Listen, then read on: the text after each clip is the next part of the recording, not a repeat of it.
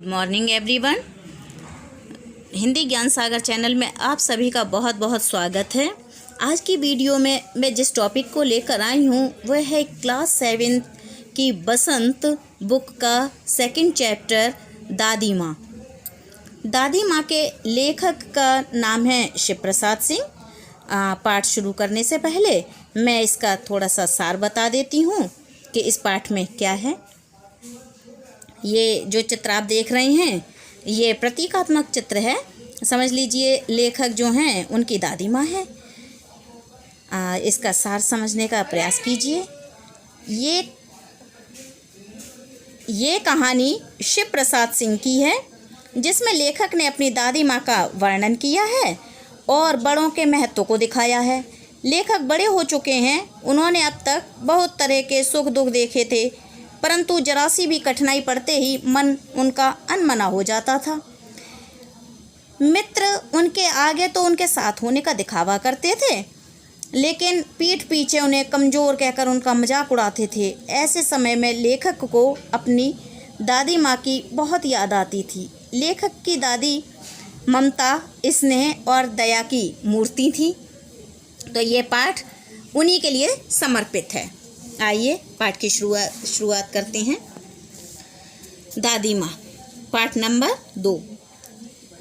कमजोरी ही है अपनी, पर सच तो ये है कि जरा सी कठिनाई पड़ते बीसों गर्मी, बरसात और बसंत देखने के बाद भी मेरा मन सदा नहीं तो प्रायः अनमना सा हो जाता है। मेरे शुभचिंतक मित्र मुँह पर मुझे प्रसन्न करने के लिए आने वाली छुट्टियों की सूचना देते हैं और पीठ पीछे मुझे कमज़ोर और जरा सी प्रतिकूलता से घबराने वाला कहकर मेरी मजाक उड़ाते हैं। मैं सोचता हूँ अच्छा अब कभी उन बातों को ना सोचूंगा। ठीक है, जाने दो, सोचने से होता ही क्या है। पर बस मेरी आंखों के सामने शरद की शीत किरणों के समान स्वच्छ शीतल किसी की धुंधली छाया नाच उठती है। मुझे लगता है जैसे क्वार के दिन आ गए हैं। लेखक अपने बचपन के दिनों को याद कर रहा है। मेरे गांव के चारों ओर पानी ही पानी हिलोरे ले रहा है।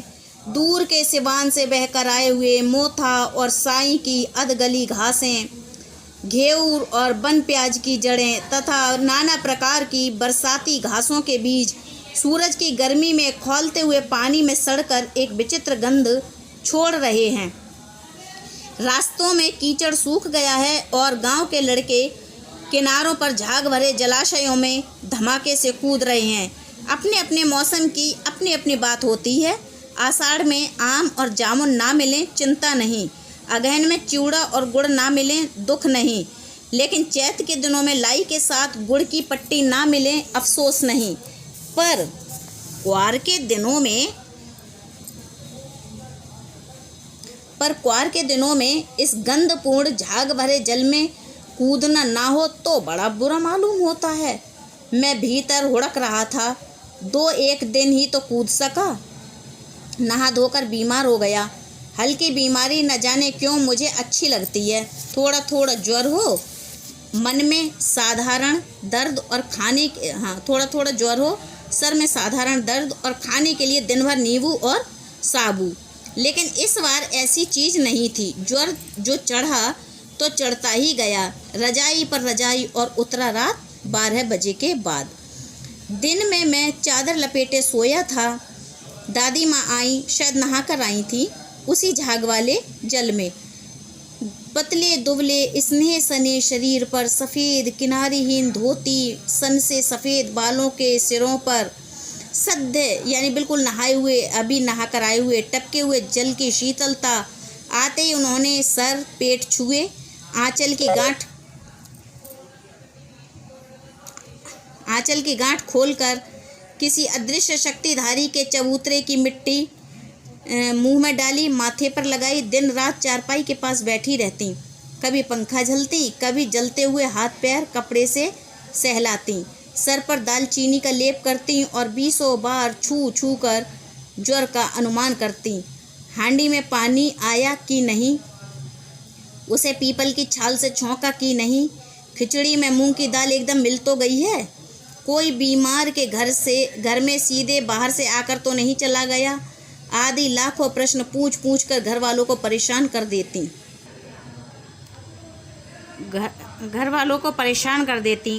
दादी माँ को गंवई गाँव की 50 किस्म की दवाओं के नाम याद थे। गांव में कोई बीमार होता उसके पास पहुंचती और वहाँ भी वही काम, हाथ छूना, माथा छूना, पेट छूना, फिर भूत से लेकर मलेरिया, सरनाम, निमोनिया तक का अनुमान विश्वास के साथ सुनाती।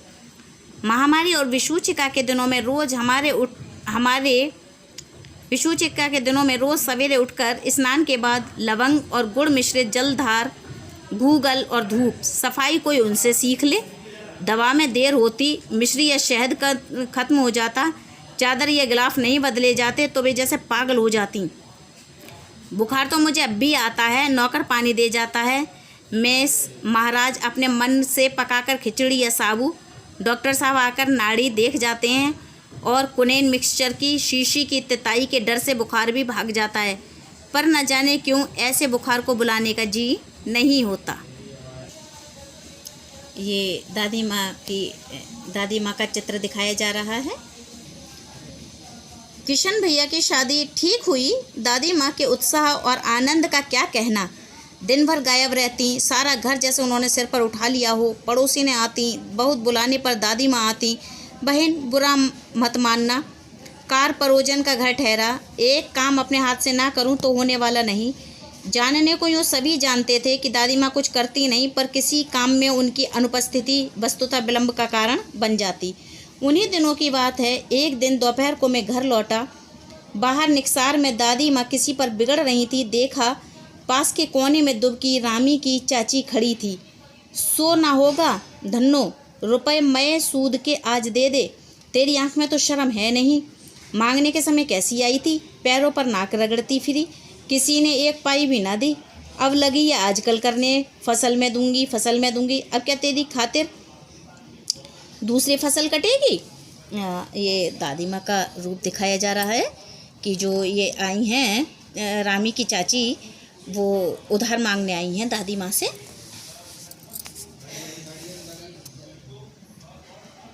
दूंगी मालकिन। रामी की चाची रोती हुई दोनों आंचल पकड़े दादी माँ के पैरों की ओर झुकी।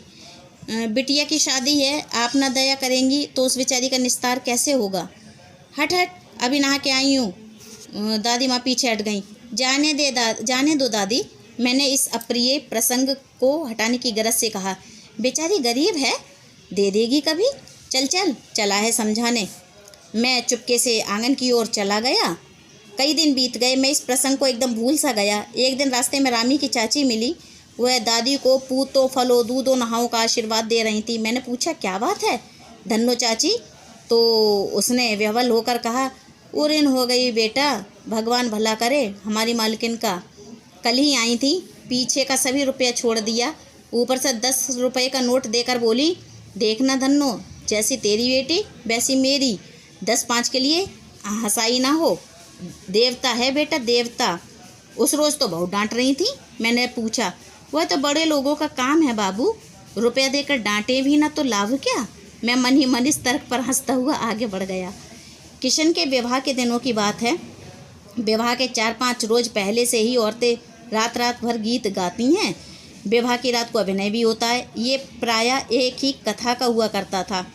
उसमें विवाह से लेकर पुत्रोत्पत्ति तक के सभी दृश्य दिखाए जाते हैं। सभी पार्ट औरतें ही करती हैं।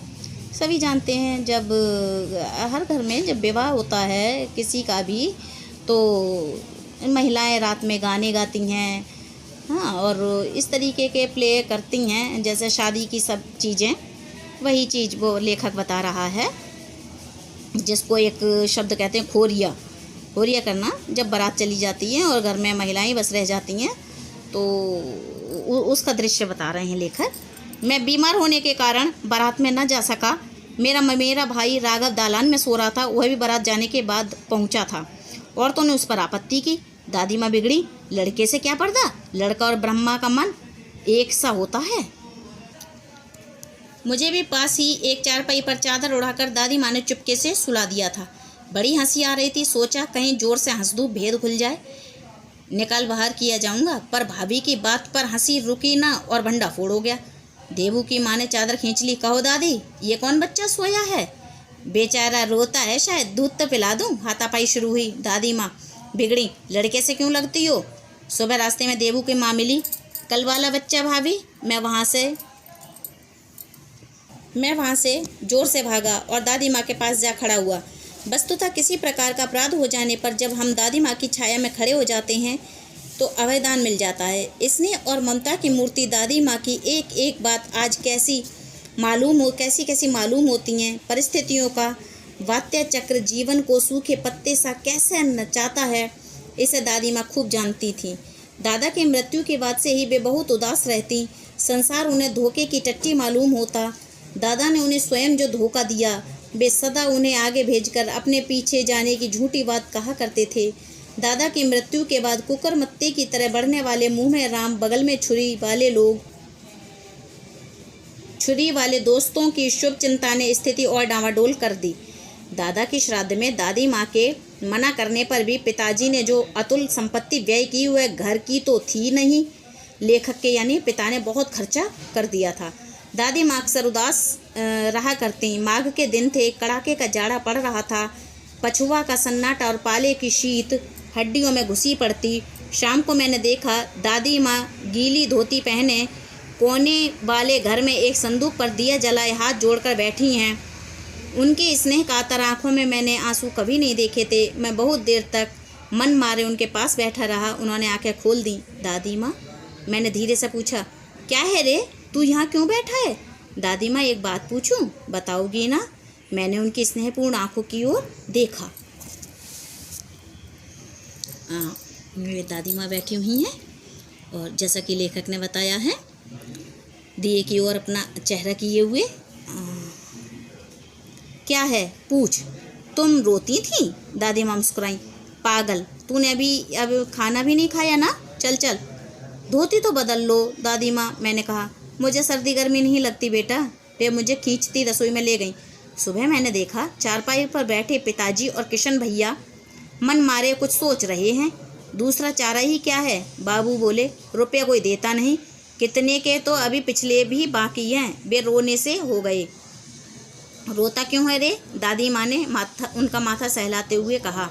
मैं तो अभी हूँ ही। उन्होंने संदूक खोलकर एक चमकती सी चीज़ निकाली। तेरे दादा ने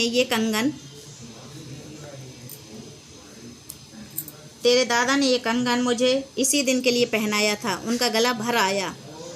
मैंने इसे पहना नहीं, इसे सहेज कर रखती आई हूँ। ये उनके वंश की निशानी है।